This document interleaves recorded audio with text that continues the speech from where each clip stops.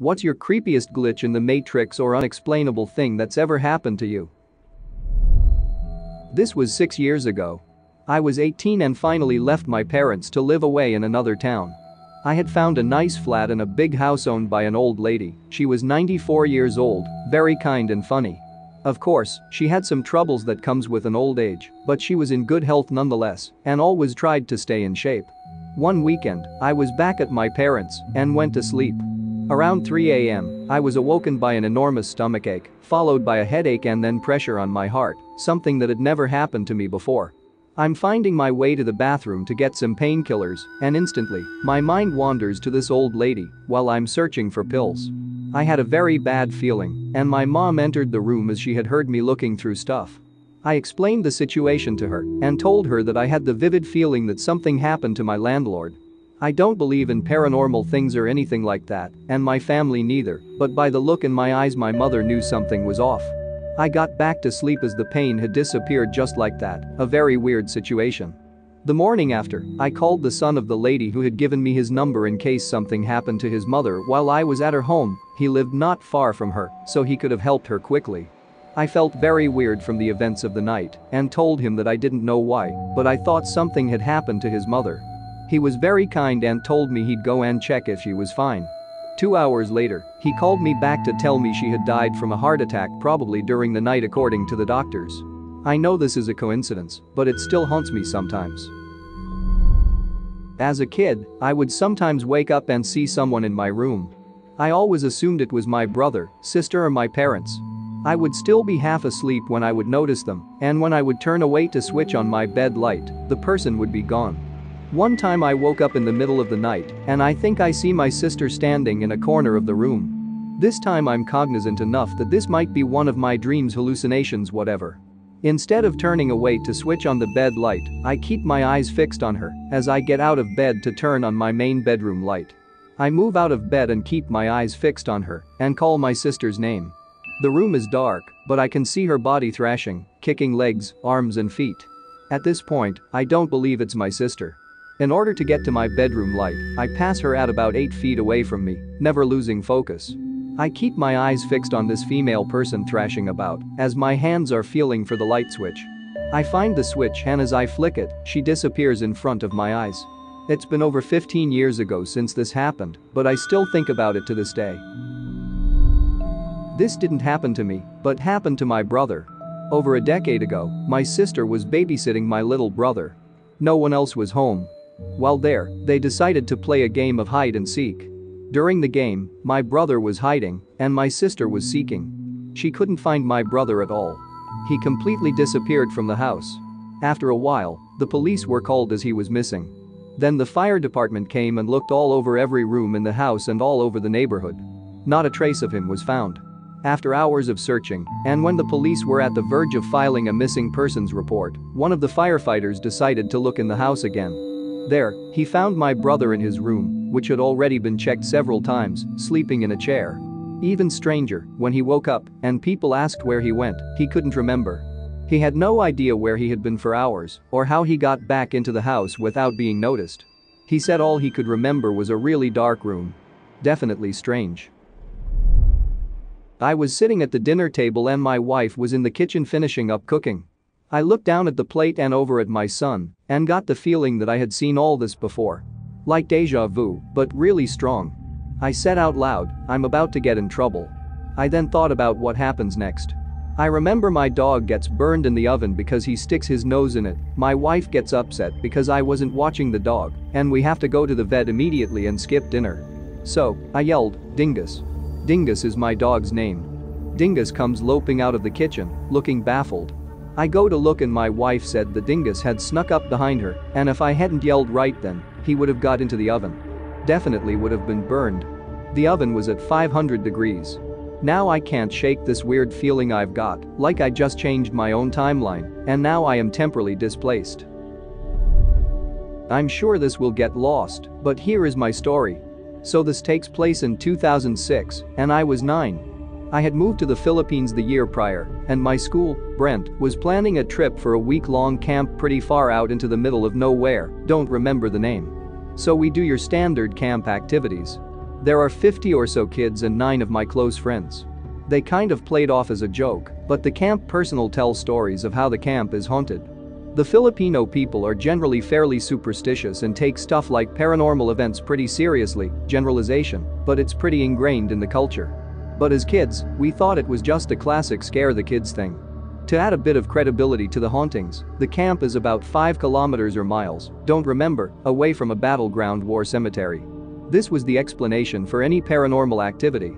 These cabins are one floor with a second half floor that's sort of an indoor balcony. All 9 of my close friends are in the cabin, 7 on the ground floor, 3 on the top. I don't know what time it is, but at some point in the night, there is tapping and rubbing sounds on the walls of the cabin, first on the ground floor then on the second. There is nowhere to stand to reach the second floor walls from the outside. At this point, we are all very scared and decide to drag our mattresses up to the second floor and sleep together really cramped. All 10 of us, maybe a few hours later, start to see shifting faces in the wood grain of the cabin walls. Then we all pass out. At some point, my friend was awake for an extra 15 seconds and was the last to pass out. With 10 mattresses, the entire floor is bed at this point, so it doesn't matter. I know this wasn't a dream because I have a video on my cheap 2006 cell phone that I tried to use to film the walls. It's too blurry and dark to make the walls out, but we are all awake before the phone, and myself presumably pass out, and the phone records 30 minutes of darkness.